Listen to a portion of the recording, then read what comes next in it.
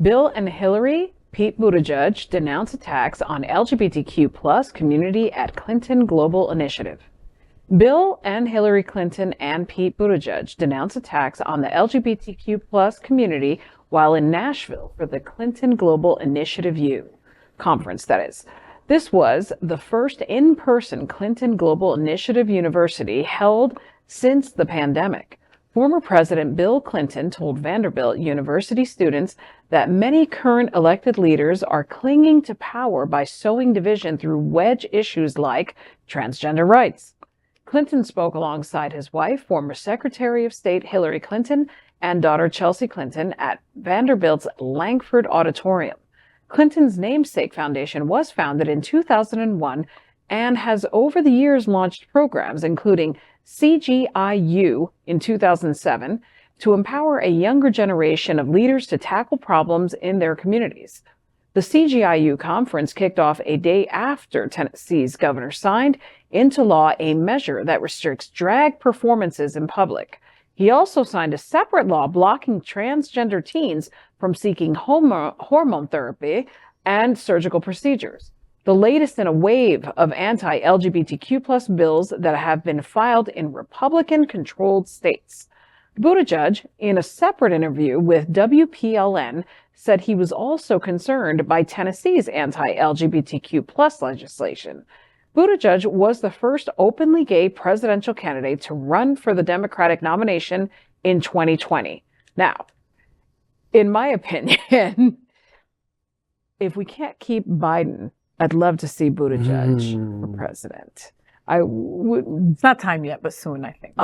Love to see that man's name on a ticket, because I believe that this is a really strong representative of how to keep everything in order without swaying so far left, so far right.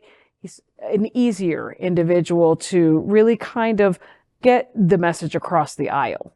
This is a tougher long shot in the long run, but it's still a possibility, I think. The only person in the most radical circles, Newsmax, et cetera, and it gets even worse from there, that is hated more than Joe Biden is Pete Buttigieg. Yeah. That's why I love him. And he's definitely a moderate. I mean, to say the least. I mean, he's kind of a hawk, and like he has not a great policy on race and like an issue, but and lots of other things. But he has changed, and he's also. I want to use the word that Obama used in when he came to same-sex marriage, and that was evolved. He had evolved on the issue, and Buttigieg has certainly. But in many issues, he's kind of moved and further to the center, I would say, from where he was, and even further left. Definitely. This administration in that way, I think, has been good for him. I could only imagine what as we think about what's happening to Carter right now, for example, as he lays in Hospice. in the hospice, and past presidents, even. I mean, I don't want to say the others, but that is to imagine what's happening. And we were just talking about this before the show started. It feels like the world is on fire. Yeah. I mean, of course they're going to criticize anti-LGBT stuff because we have spent so many decades, right? And so many of them had a sometimes very rocky road towards getting there, but they got there, right? Like, think about Clinton, right, and the Defense of Marriage Act, and then he came out and saying like I was wrong, like, and he to make room, as we said earlier. For people to evolve, change. More to the evolution, are the Clintons relevant today? Do we, for America and LGBT, do we think that there's any relevance here? Well, didn't Tulsi Gabbard just attack Hillary at the CPAC thing? Okay. So Hillary is still on people's minds. Okay, but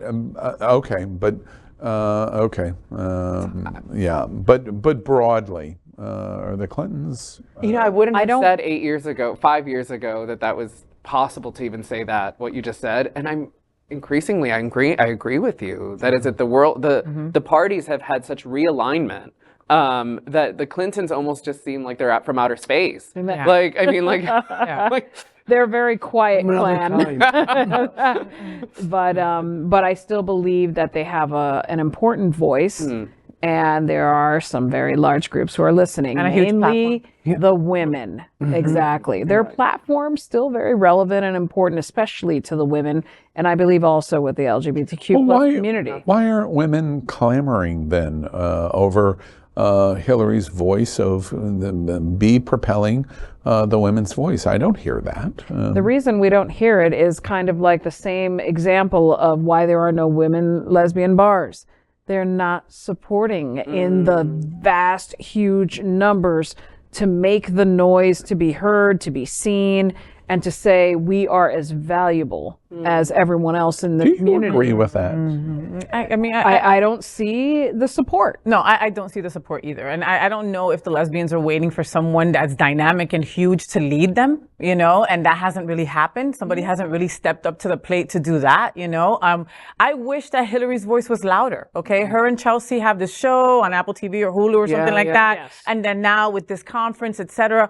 But, you know, it takes me back to when Clinton was running for president and he played the saxophone on, you know, on Arsenio Hall. He got so much backlash for that, and that was something that had never been seen. Oh my God, this candidate on a black person's show, it was a big deal. We need some of that now. We need some of that, like, just breaking ceilings now that are just like not the norm. All the crap that we've tried before is not working. You know, 2 quick points.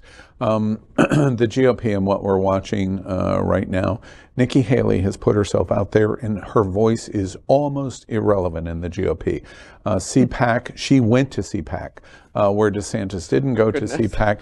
She had almost no voice presence at all. And generally, please, you know, I was going to apologize, but no, I'm not even going to apologize for saying it. White old men in the GOP don't care about the women's voice in the GOP. It seems to me that progressive voice does care about women, but the question is, who is propelling the women's voice? And like in LGBT, who is propelling the women's voice in LGBT? So inside LGBT and outside LGBT, those suburban moms that I heard so much about in the suburbs of Philadelphia are critically important to coming to the table and saying we won't do that, which is why I ask about Chelsea and Hillary, because they should be the voices that are helping to lead that, and they are not. At least I don't hear them. And so I don't understand where the women are in this fight. Or Michelle Obama also. Who I think is a big voice. Very much. I was going to use her as an example. Right. I mean, I think the answer to that. Really? Wait. Michelle Obama is a big voice in American politics to standing against DeSantis? I think you have a very strict idea of what politics means. Okay. That is, well, what does that mean? I think she's very vocal about different ideas of family, of inclusion, I mean, her new book suggests that very clearly too. You know, her podcast, and I would say the same. I mean, I think that not all politics is just standing in, you know, with a banner or something, with a placard saying this is, you know, that politics looks a lot of different ways by existing, right, and by having a clear voice and a perspective and fighting against those that I think that's clear politics. She's being an ally her way. Yeah. She's doing a damn good job of it. I mean, do we expect more? Yeah, well, that and I'm not criticizing Michelle Obama's voice of what she's saying. What I'm criticizing is women across the board, in that they don't seem to be in the fight, at least visibly in the news. CPAC just happened, and principally it's older white men that are on attack on these, and you don't hear the female voice saying, the women's voice saying, we don't stand for this, or this is, you know, the issue on abortion being so critically interrelated to LGBT rights. We don't see that. Nancy Pelosi is a very old woman who has given up power. She was a humongous voice in American politics to fight for women's voices. Who has come in on that vacuum of Nancy Pelosi's departure as the majority leader in the House? I just don't see where the fight is. Yeah. That's what I'm asking. I don't disagree with you. Yeah, You don't. I don't disagree with you at all because Well, you're not disagreeing with me. I am, but I love to disagree with you. It's okay to I need disagree. half a reason. Listen, disagreeing is the way that by having disagreements is the way that we all get to learn a little something very important. So disagreements is fantastic in my book. I do agree with you in the sense of I don't see one woman that's kind of rallying a large crowd that's roaring out there. But here's what I do see. What I do see is a variety of women in different areas of the scope of whether it's the arts, politics, media, who are slowly but surely making their voices heard, but they're not all congregated together. You have certain female actresses that are very much in the fight. You have like Alyssa Milano, who's constantly talking about, hey, I don't like this, I don't want this, me too, what's going on? Then you've got other people in different media forums just kind of saying, can we find a way to change this? How do we support? And asking more questions.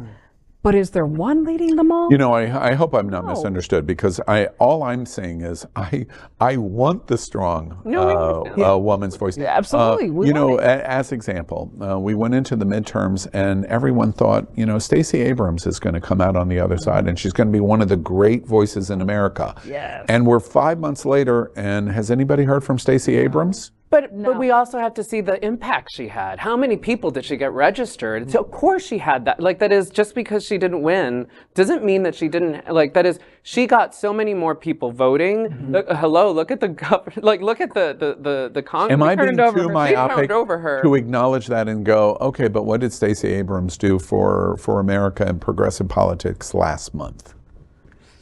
I mean, Am I being too myopic? No. Yes. Okay. No. All right. Okay.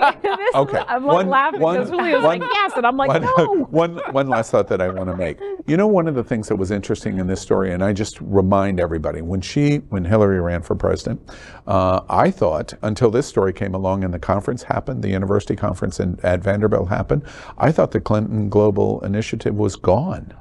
Remember? Nope, we're dissolving the Clinton Global Initiative because of the conflict issue when she was running for president. And this is the first time I have seen in years a story about the Clinton Global Initiative, which I'm happy about, because the Clinton Global Initiative, before the politics of her running for president of the United States, was one of the great foundation supports in the world. Clinton Global Initiative was so powerful. Bill Clinton was finally hitting on all cylinders all over the world, and it was destroyed by the election in 2016 with Donald Trump. So maybe they'll get back to that. And that's what I'm saying. Gosh, I hope that happens, because the Clinton Global Initiative was incredible for LGBT women. Issues with climate, issues of freedom and voting rights around the world. So many issues that they were just. It had a pretty problematic history too. Like its connections to Haiti. I could always talk. Leave it to Julio to problematize that. Julio, calm down. Yeah. Okay. All right. down. All right. Yeah, I'm a historian. Wow, Wolfsonian. Can everyone join me in congratulating Julio on his last presentation? LGBTQ+ news is vital for our community and for the broader world as a whole. We have enough enemies at Fox News. Tucker, Sean, and Laura are loud. We need passionate allies. Happening Out Television Network, Queer News Tonight, and It's Happening Out are literally out of the closet and into the headlines. Our community needs your support. Like this broadcast and subscribe now to ensure the growth of the entire LGBTQ+ community.